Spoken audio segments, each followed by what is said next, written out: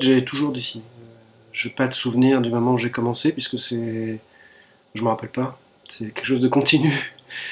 Comme les gamins, vous savez, qui mettent les mains dans la gouache, puis ils font... Mais j'imaginais pas du tout en faire mon métier, je pensais que c'était quelque chose de totalement inaccessible.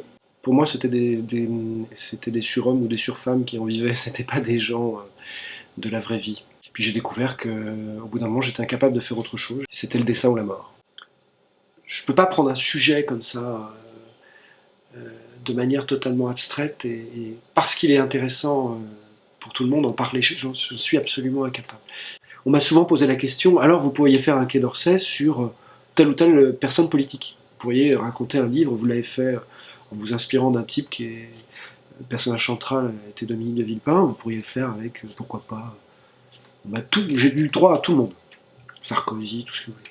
Je dis mais oui, pourquoi pas, mais il faudrait que je rencontre la réalité de cet homme ou de cette femme. Sur toutes mes bandes dessinées, le rythme c'est la chose presque la plus importante parce que en réalité, ce qui va faire émerger le fond d'une histoire, c'est sa forme. Faut pas se concentrer tant que ça sur le fond de ce qu'on veut raconter parce qu'on risque d'être lourd. Il faut se concentrer beaucoup, beaucoup sur le rythme. Et le fond émerge de lui-même parce que c'est vous.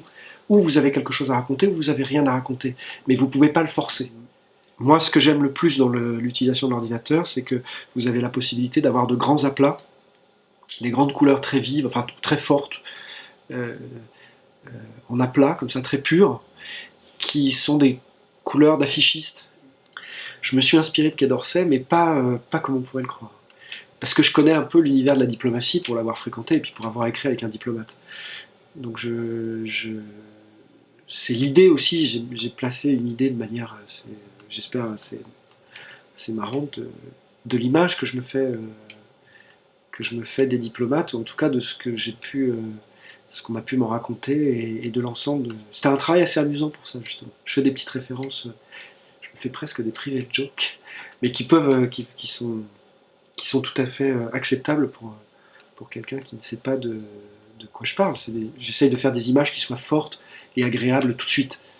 C'est fait pour ça. C'est pour ce genre de magazine, il faut faire des images agréables.